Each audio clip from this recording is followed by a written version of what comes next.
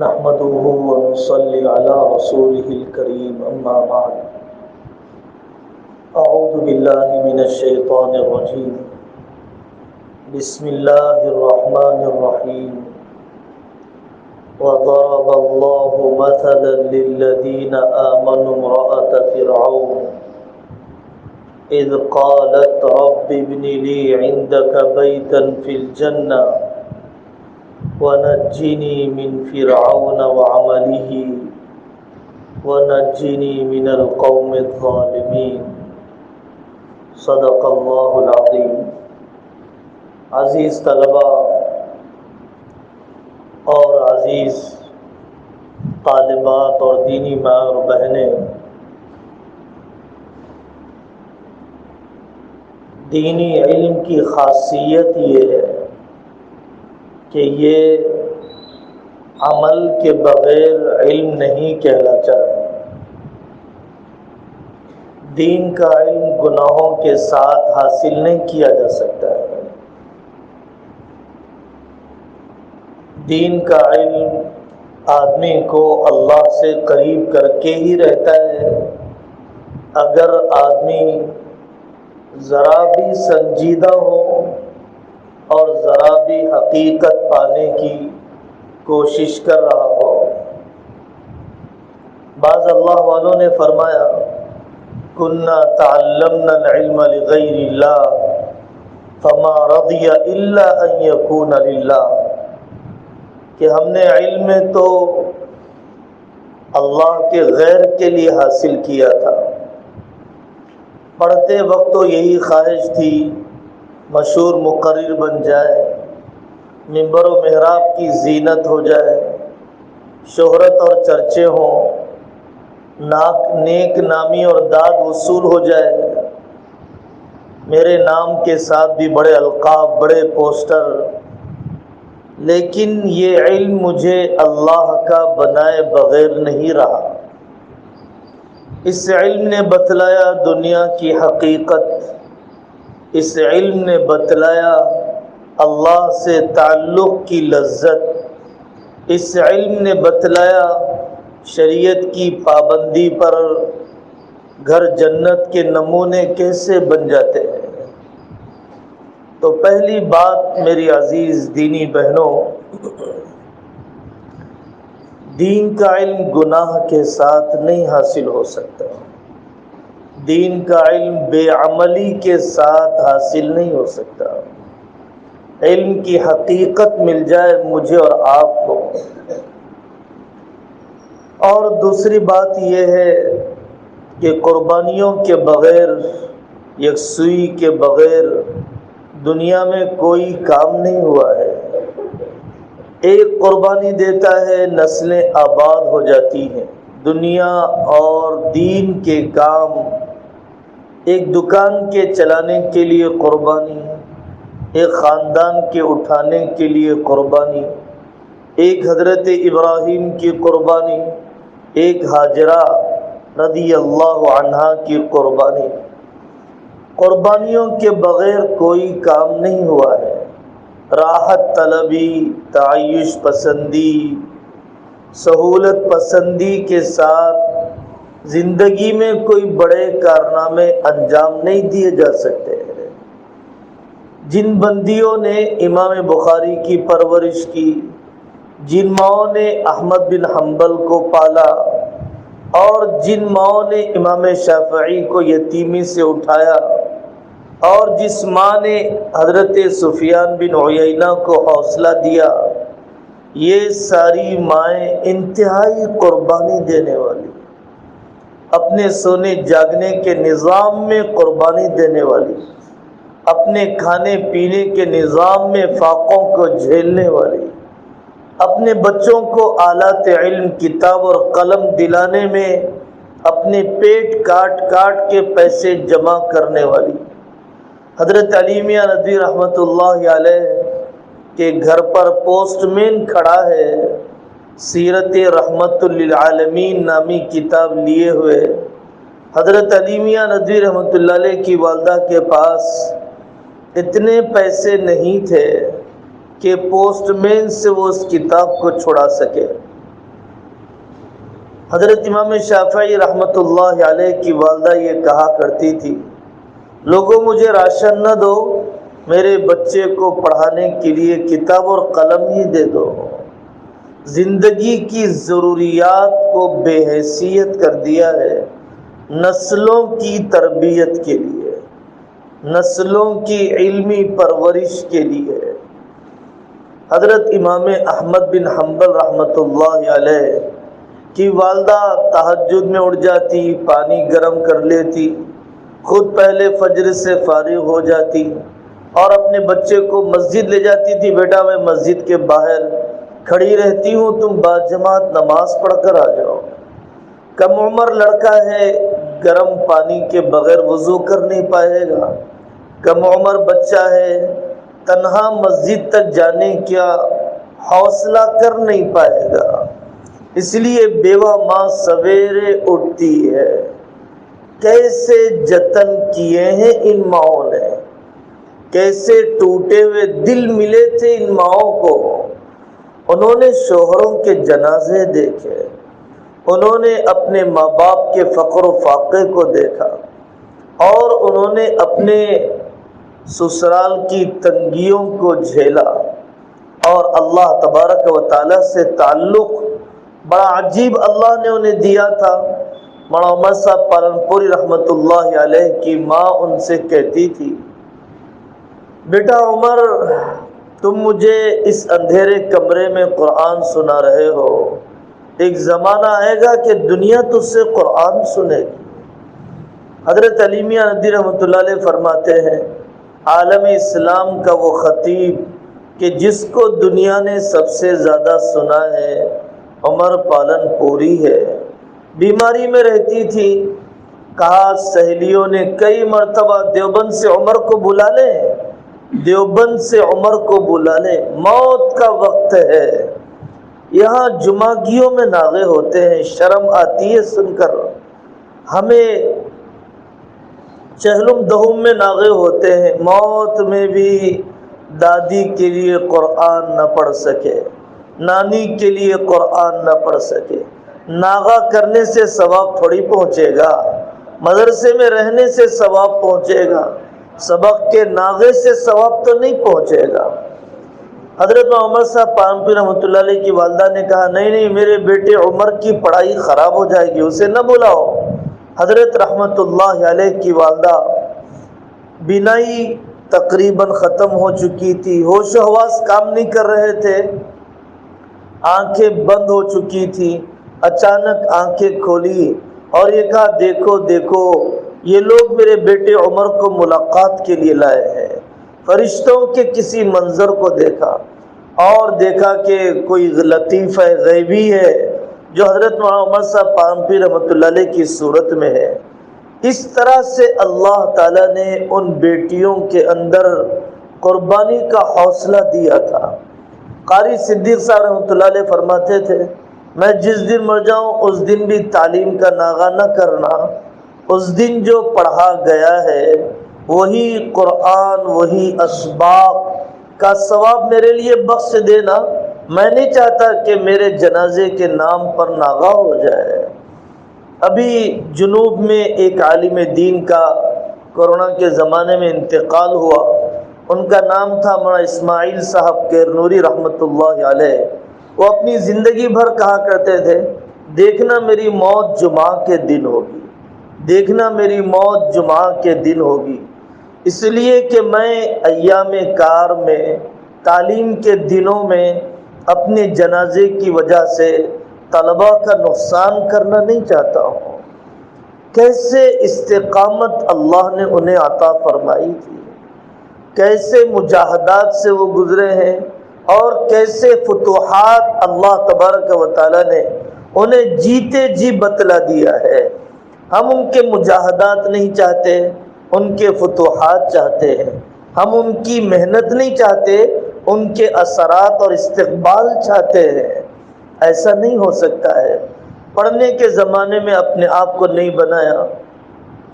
شاہ کمال الرحمن صاحب ہمارے صوبے کے بڑے اکابر علماء میں سے ہیں، حضرت شاہ جمال الرحمن صاحب کے بڑے بھائی ہیں، صوفی غلام محمد صاحب رحمۃ اللہ علیہ ہمارے صوبے کے اکابر صوفیہ کے خانوادے سے ہیں۔ انہوں نے اپنی کتاب میں لکھا، ایک بزرگ جن کی ناک دبی ہوئی تھی اور چہرہ کافی بدصورت تھا، قد بھی کم تھا، بادشاہ سے ملاقات کے لیے گئے۔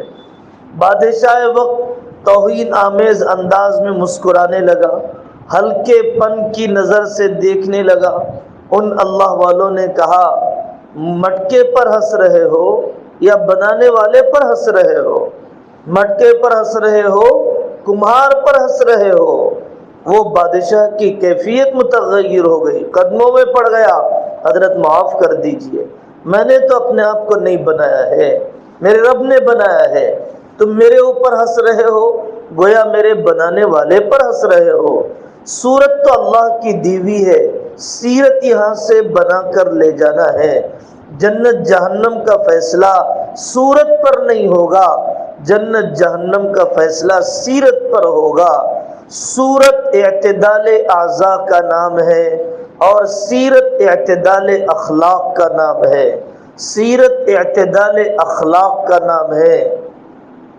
پڑھنے کے زمانے سے اپنے آپ کو بنایا جاتا ہے، یہ نہیں کہ پڑھائی ہو جائے گی تب میں نفل کی عادی، تب میں دعا کی عادی، تب میں خدمت کی عادی، تب میں چولہا چکی سنبھالنے، تب میں مہمان نوازی، تب میں اللہ والوں کی صحبت۔ نہیں، جو چیز بننے کے زمانے میں بگڑ جاتی ہے وہ بننے کے زمانے سے نکلنے کے بعد آسانی سے بن نہیں پاتی ہے۔ پلاسٹک کا ڈبہ جہاں بنتا ہے وہاں اگر بگڑ جائے، اسے دوبارہ بنانے کے لیے بڑے مشقت کے کام ہیں، دوبارہ پگھلاؤ پھر تیار کرو۔ پڑھنے کے زمانے میں اپنے آپ کو نہیں بنایا۔ علم میں کوئی حیا نہیں ہے، حیا کرنا ہو چچا زاد بھائیوں سے پردہ، خالہ زاد بھائیوں سے پردہ، فنکشن ہالوں میں پردہ اور دوسرے اپنے نامحرموں سے پردہ، اور تنگ لباس پہننے سے حیا، کھلی کلائیوں سے حیا، کھلی پنڈلیوں سے حیا۔ پڑھنے میں کیا حیا ہے؟ علم میں کیا حیا ہے؟ پڑھانے میں کیا حیا ہے؟ دین کی بات سنانے میں کیا حیا ہے؟ اگر ناچنے والوں سے پروگراموں میں کہا جائے آپ ڈانس کیجئے فلانے گانے کا، بغیر جھجک کے تیار ہے، آپ گائیے فلانے فلم کا، فوراً گانا شروع کر دیتا ہے، تالیاں بجتی ہیں۔ اگر مجھ سے کہا جائے کسی محفل میں قرآن سنائیے تو شرم آتی ہے، مجھ سے کہا جائے دین کی بات سنا دیجئے، یہ خاندان کی عورتیں ہیں تو شرم آتی ہے۔ یہ عجیب بات ہے، یہ عجیب بات ہے۔ ہم نے حیا کا حقیقی مفہوم نہیں سمجھا ہے، ہم نے حیا کا حقیقی مفہوم نہیں سمجھا ہے۔ انصار کی عورتوں کو ان کی حیا نے علم حاصل کرنے سے نہیں روکا، انصاری عورتوں کی حیا نے انہیں رسول اللہ صلی اللہ علیہ وسلم اور امی جان حضرت عائشہ رضی اللہ عنہا سے علم حاصل کرنے سے انہیں نہیں روکا ہے۔ تو میری عزیز طالبات، محنت کا مطالبہ ہے، اپنی اخلاق کی درستگی کا مطالبہ ہے۔ فجر کے بعد سو گئے، ناشتہ نہیں کیا، ناشتے کے بغیر آ گئی، صحت کمزور ہو گئی، اور صحت کی کمزوری کے ساتھ علم حاصل نہیں ہو سکتا، صحت کی کمزوری کے ساتھ تدریسی خدمت نہیں ہو سکتی ہے۔ جو کھانا دلچسپی سے نہیں کھاتی ہے وہ عورتیں زندگی بھر شوہروں کا دماغ کھا جاتی ہے، باپ کا مال کھا جاتی ہے، صرف دوائیں کھانے میں عمر بیت جاتی ہے۔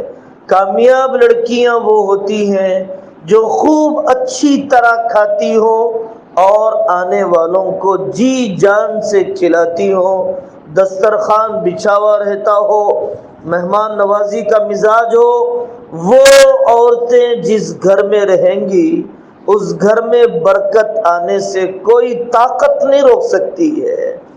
لوگوں نے دیکھا حضرت شیخ الحدیث مولانا زکریا صاحب رحمۃ اللہ علیہ کے گھر میں جب کوئی مہمان آ گیا، حضرت شیخ الحدیث صاحب رحمۃ اللہ علیہ کے پیٹھ پیچھے چھوٹا سا سوراخ گھر کے اندر کی کھڑکی ہوا کرتی تھی، حضرت فرماتے تھے بچیوں 2 مہمان آئے ہیں، 4 مہمان، ابا جی ابھی تیار کر لے آئے، ابھی تیار کر آئے، یہ بیٹیاں ہیں جس نے شیخ الحدیث رحمت اللہ علیہ کے کام میں مدد کی ہے، یہ وہ بیٹیاں ہیں کہ جن کی نسلوں میں اللہ نے اکابر مبلغین کو پیدا کیا، اکابر محدثین کو پیدا کیا، اکابر مدرسین کو ان کی نسلوں میں اللہ تبارک و تعالی نے پیدا کیا۔ اس ضیافت کے مزاج کی وجہ سے، اس خدمت کے مزاج کی وجہ سے اللہ تبارک و تعالی نے کیسا زمانہ فتنوں کا ہمیں دکھلایا ہے۔ سطحی علم کے ساتھ آپ زمانے کے فتنوں کا مقابلہ نہیں کر سکتے ہیں۔ آپ نے عقیدے کو سطحی طور پر پڑھا، آپ نے فقہ کو سطحی طور پر پڑھا، آپ نے سیرت اور حدیث کو سطحی طور پر پڑھا۔ ایک ایک چبوترے سے لے کر پارلیمنٹ تک سوال ہے، بتلاؤ حضرت عائشہ رضی اللہ عنہا کا نکاح 9 سال کی عمر میں رخصتی کیسے ہو گئی؟ سوال ہے چبوترے سے پارلیمنٹ تک، ایک ایک ملک کے باشندے کی زبان پر 24 آیتوں میں کون سی یہ قتل و غارت گری ہے، کون سا یہ جہاد ہے کہ جو کافر سے کرنے کے لیے کہا جا رہا ہے؟ کافر کا حقیقی مفہوم کیا ہے؟ زمانہ آپ سے علمی استعداد کا مطالبہ کر رہا ہے۔ آج اورنگ آباد کا نام سمبھاجی نگر رکھا گیا، آج حیدرآباد کا نام، کل لوگ کہتے ہیں کہ یہ بھاگیہ نگر ہے، حیدرآباد نہیں ہے۔ یہاں کی تاریخ کو بگاڑنے، یہاں کی تاریخ کو بدلنے، ہمیں اپنے آباء و اجداد سے کاٹنے، اگر ہم نے تاریخ کا مطالعہ نہیں کیا، اگر ہم نے اپنے اکابر کے ان ہدایات پر توجہ نہیں دی کہ جو ہدایات اس بدلتے زمانے کے ساتھ ہے۔ ہمارے بزرگوں نے 35 سال محنت کی، آپ یہ بہار دیکھ رہے ہیں۔ اگر آپ محنت کریں گے اس قسم کی بہار آئندہ کی نسلوں کو ملے گی، اگر آپ نے محنت نہیں کی تو پھر یہ بہار آئندہ کی نسلوں کو نہیں ملے گی۔ آپ بانج دنیا سے چلے جائیں گے، اولاد کا غم نہ کیجئے، مقدر کی مل جائے گی۔ علمی اولاد تو آپ کے اختیار میں ہے اور روحانی نسل تو آپ پیدا کر سکتی ہیں۔ علمی اولاد، روحانی نسل، علمی اولاد، روحانی نسل۔ تقی عثمانی صاحب دامت برکاتہم فرماتے ہیں، دیوبند کی اس گلی میں گئے جہاں میں استانی ماں کے پاس الف باتا سا پڑھا کرتا تھا۔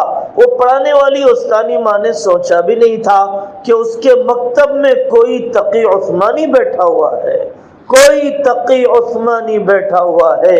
اللہ تبارک و تعالی نے اس مکتب سے پروان چڑھایا، ایک عالم اسلام کے عظیم مجدد کو مختلف میدانوں کے اندر محنت سے پڑھنے والی بیٹیاں محنت سے پڑھاتی ہیں، دین کی خدمت کو مقصد بنانے والی بیٹیاں، دین کی خدمت، دین کی خدمت۔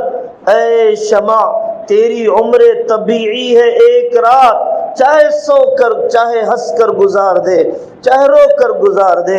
یہ 40 سال 60 سال کی زندگی گزر جائے گی، جو جنازے اٹھنے ہیں اڑ جائیں گے، جو خوشیاں ملنی ہیں مل جائیں گی، جہاں رشتے اللہ نے طے کر رکھے ہیں مقدر کے وہاں رشتے ہو جائیں گے۔ لیکن خدمت دین کو مقصد بناؤ، خدمت دین کو مقصد بناؤ۔ اگر میری ساس ایک بہو کا کام نہیں 4 بہو کی خدمت لے لے، میں تیار ہوں۔ امی جی مجھے قرآن پڑھانے کا موقع دے دیجئے۔ اگر شوہر سوکھی روٹیاں بھی دے دے، میں ناشکری کے بول نہیں، مجھے قرآن کی خدمت کا موقع دے دیجئے، مجھے چراغ سے چراغ جلانے کا موقع دے دیجئے۔ فاقے آ جائیں، عید کے کپڑے نہ ملے، لیکن خدمت دین، خدمت دین پوری حکمت اور ہمت کے ساتھ، پوری حکمت اور ہمت کے ساتھ، اللہ تعالیٰ کی غیبی مددوں کے ساتھ اللہ تبارک و تعالیٰ نے ان بندیوں سے کام لیا۔ کاندھلا کی ایک بچی کا نکاح ہوا ایک علاقے کے اندر جو پورے سود میں، بیاج میں، حرام مال میں ڈوبا ہوا۔ یہ بچی روٹیاں بنا کر لے گئی اور وہ نکال کر کھانے لگی۔ ساس نے کہا بیٹا یہ کیا کر رہے ہو؟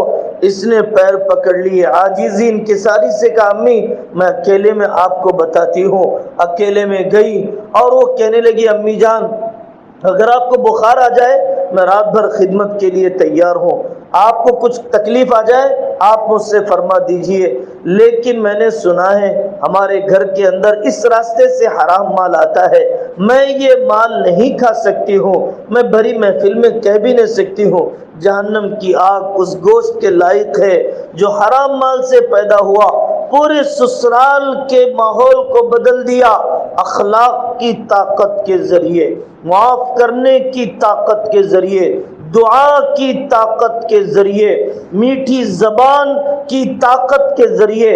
آدمی بیان کے ذریعے سے دوست تو جما سکتا ہے، اپنا وقار تو منوا سکتا ہے، دل میں جگہ نہیں بنا سکتا ہے۔ دل میں جگہ علم سے نہیں اخلاق سے بنتی ہے، دل میں جگہ لفاظی سے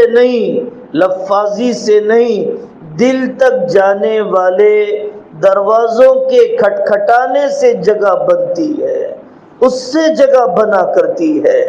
اسپیڈ بریکر تو آئیں گے، اتار چڑھاؤ تو آئیں گے، بڑا چیلنج ہے اس ملک کے اندر۔ آپ نے اس ملک میں 750 سال 800 سال آپ نے حکومت کی ہے، یہاں کتنے لوگ اسلام میں داخل ہوئے؟ اس ملک کے رہنے والی عورتیں آج تک اس ایڈوانسڈ زمانے میں گوبر چھنکتی ہے اپنے صحن میں، آج تک وہ اپنے تہواروں کے دن سویرے نہا کر ننگے پیر سجی لدی ہوئی مندر کو جاتی ہے۔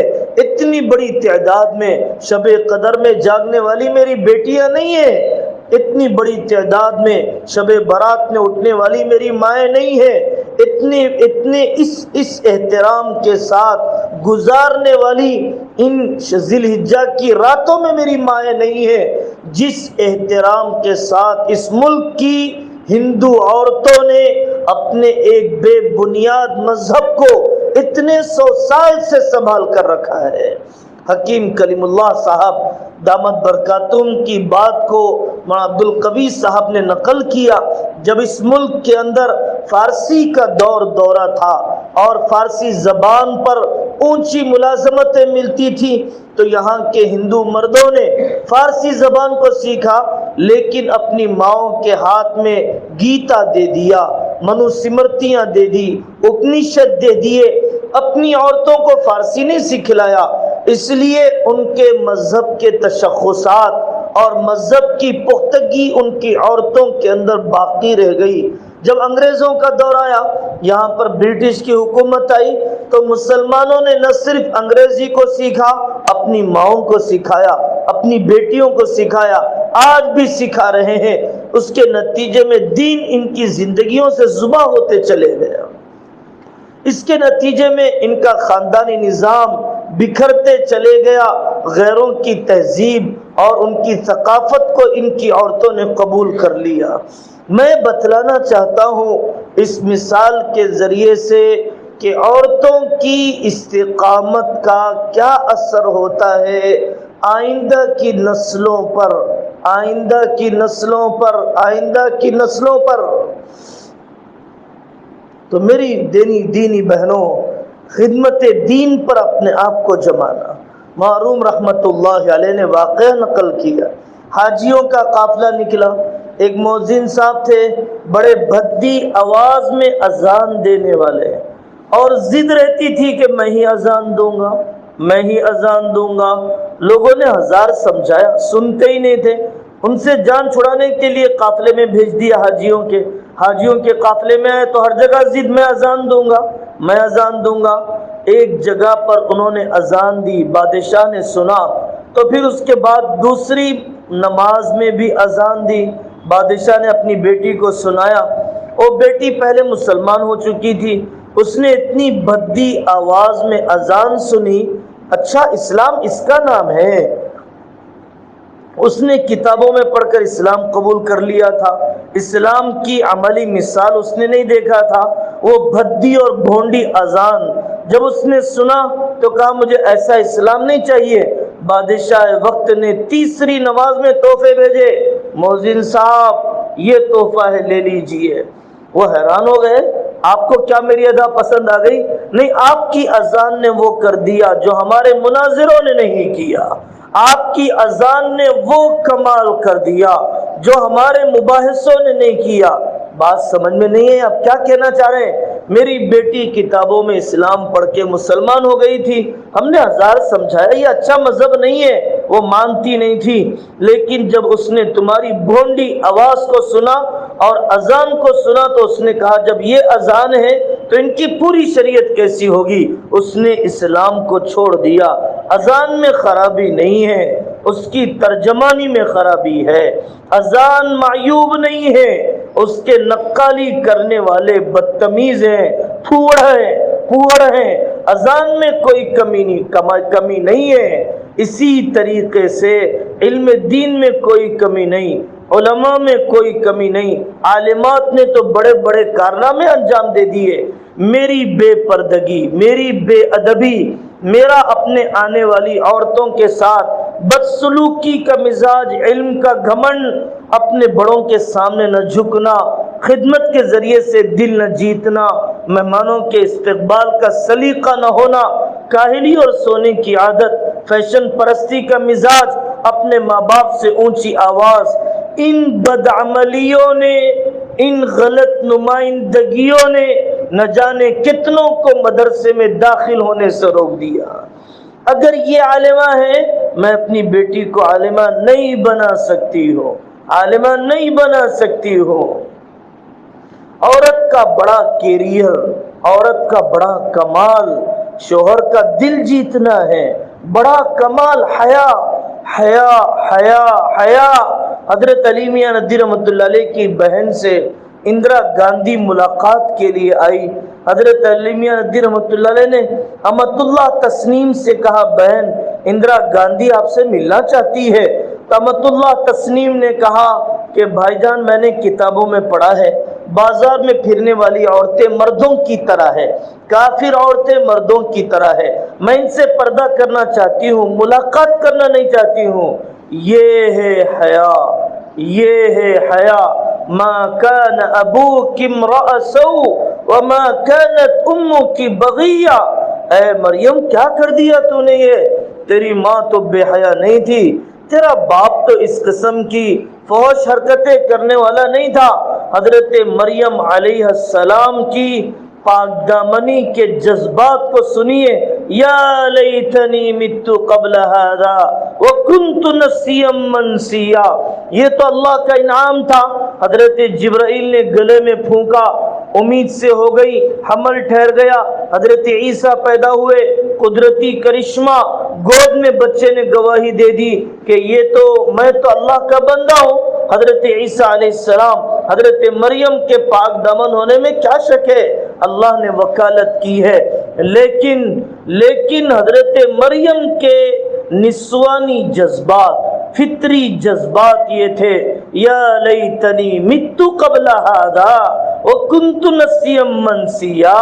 کاش میں مر چکی ہوتی، کاش میں یہ دن میں نے نہ دیکھا ہوتا۔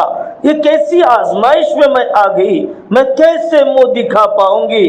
قرآن حضرت مریم کے ان بولوں کو نقل کرتا ہے، قرآن حضرت شعیب کی بیٹیوں کی حیا اور چلنے کی ادا کو نقل کرتا ہے۔ ہمیں ڈگریوں سے زیادہ حیا، ڈگریوں سے زیادہ شوہروں کی وفاداری اور اسکولوں کے چلانے اور بڑے بڑے مدرسوں کے آباد کرنے، یہ بھی ضرورت ہے، یہ بھی ضرورت ہے، لیکن آپ معمار انسانیت ہیں، آپ نسلوں کی پرورش کرنے والی ہیں، نسلوں کی پرورش، جنریشن کا کنسٹرکشن یہ معمولی کام نہیں ہوا کرتا ہے۔ تاج محل بنانا آسان ہے، تربیت کرنا مشکل ہے۔ ایک ایئر ہوسٹس بننا آسان ہے، نسل کی تربیت کرنا مشکل ہے۔ عمارتیں کھڑی کرنا آسان ہے، گھر کو سنبھالنا بڑا مشکل ہے۔ یہ کارنامہ وہی عورت انجام دے سکتی ہے کہ جنہوں نے اللہ کی ان نیک بندیوں کا رنگ اپنے اوپر چڑھایا ہے۔ اللہ سے مانگنے کا مزاج، پوری تاریخ دیکھ لیجئے، جن بندیوں سے اللہ نے بڑا کام لیا ہے، حضرت علی میاں فرماتے ہیں میں نے دسیوں اللہ والوں کی زندگی کو پڑھا اور دسیوں اللہ والوں کی زندگیوں کو لکھا، میں نے سب میں قدر مشترک دو چیزیں دیکھی، قدر مشترک دو چیزیں دیکھی۔ وہ بندے بندیاں مظلوم رہتے تھے، ظالم نہیں بنتے تھے، وہ مظلوم رہتے تھے، ظالم نہیں بنتے تھے، وہ مظلوم رہتے تھے، ظالم نہیں بنتے تھے۔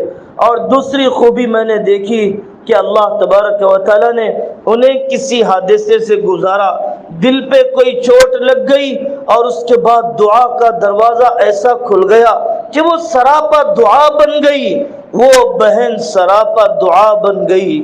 حضرت علامہ اقبال رحمۃ اللہ علیہ فرماتے ہیں جب میرے سے والدہ امید سے ہو گئی، میرے والد بیرسٹر تھے، کمائی مشتبہ کی تھی، میری والدہ نے زیور بیچا، بکری خریدا، اس کے دودھ پر گزارا کیا، آنے والی نسل میں حرام لقمہ نہ آ جائے، تب یہ علامہ اقبال پیدا ہوئے ہیں۔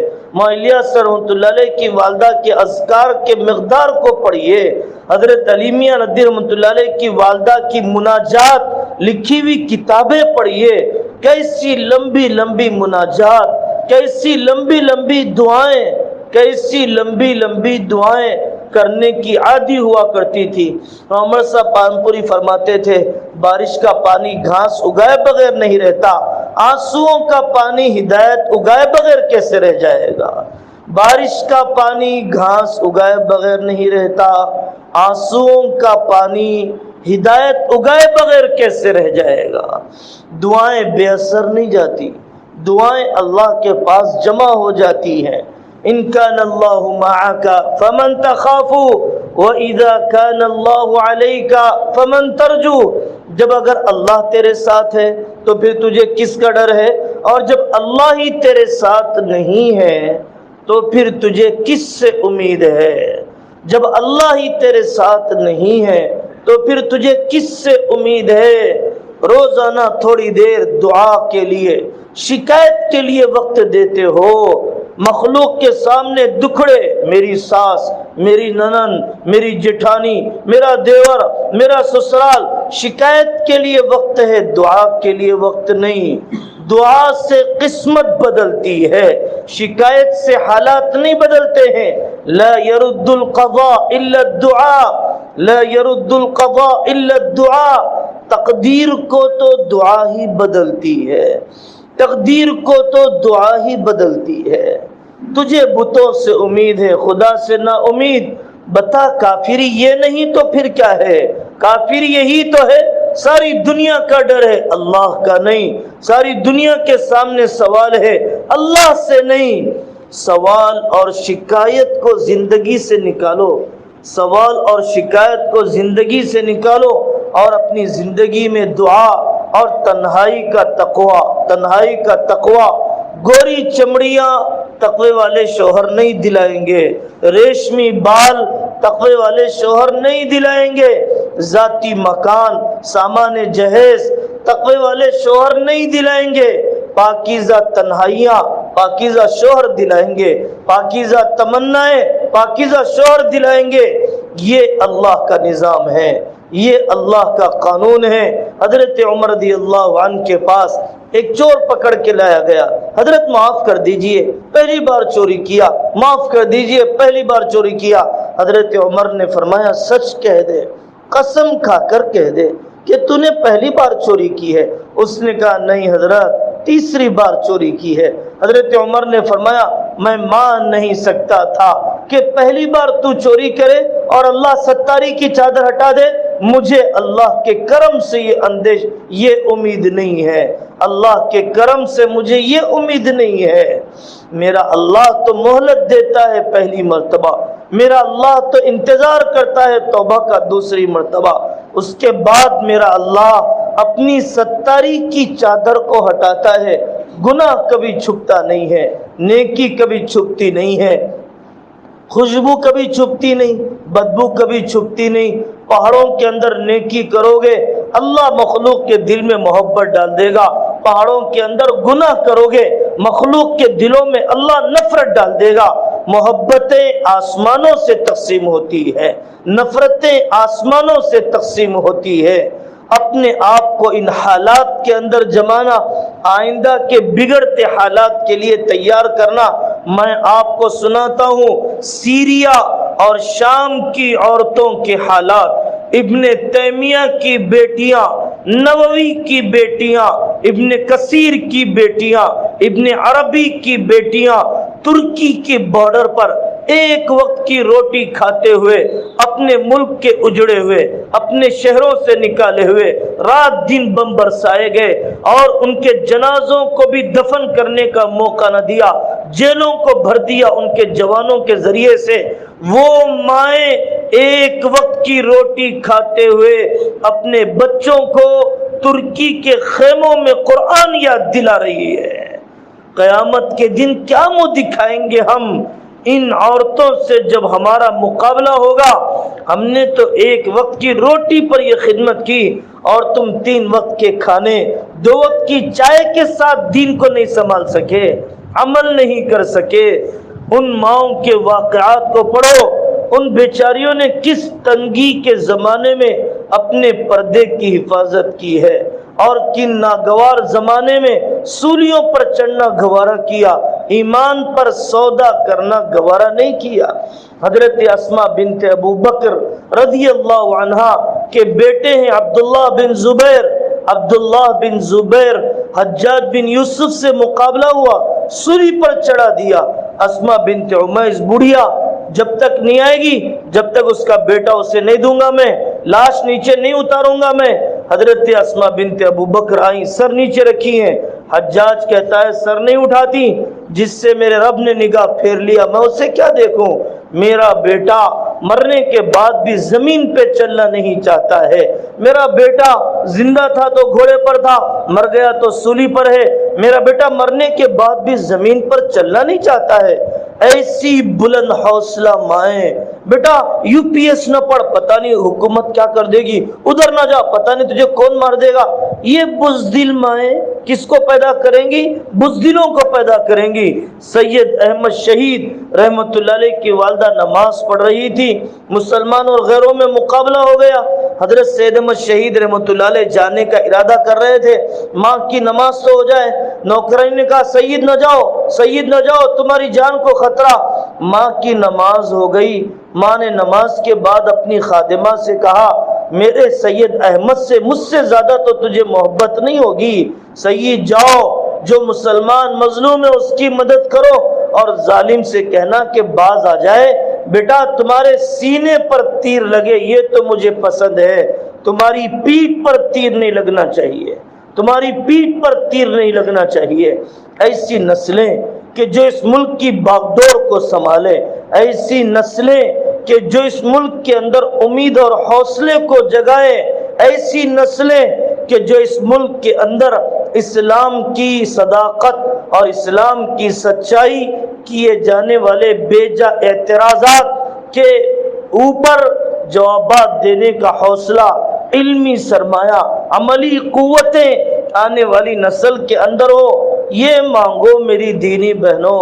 پیٹ کے لیے جینے والے بہت ہیں، چولہے چکی پر مرنے والیاں بہت ہیں، جہیز کے برتن سنبھالنے پر اپنی عمر گزارنے والیاں بہت ہیں، ساس بہو کے دکھڑوں میں آنسوؤں کو برباد کرنے والیاں بہت ہیں۔ کچھ بیٹیاں مجھے وہ بھی تو مل جائیں جو اس پر تڑپ رہی ہو کہ میرے اللہ کوئی مجدد میری نسل میں پیدا فرما۔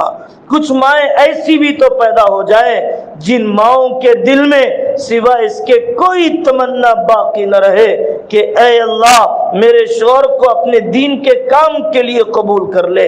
ایسی زندہ تمنائیں، ایسے اونچے حوصلے رکھنے والی مائیں ہی نسلوں کے مستقبل کو بدل سکتی ہے، ملک کے مستقبل کو بدل سکتی ہے۔ اللہ تبارک و تعالی اس کہنے سننے کو قبول فرمائے، قبول فرمائے، قبول فرمائے۔ حضرت کی خدمات استفادہ کرنے والی مائیں، بیٹیاں، علماء قیامت تک اللہ اس چشمے کو آباد فرمائے، مخلص معاون دے، ہمیں علم نافع عطا فرمائے اور ہر قسم کے قدموں کے پھسلنے بہکنے سے اللہ ہم سب کو پناہ عطا فرمائے۔ وآخر دعوانا ان الحمد للہ رب العالمین۔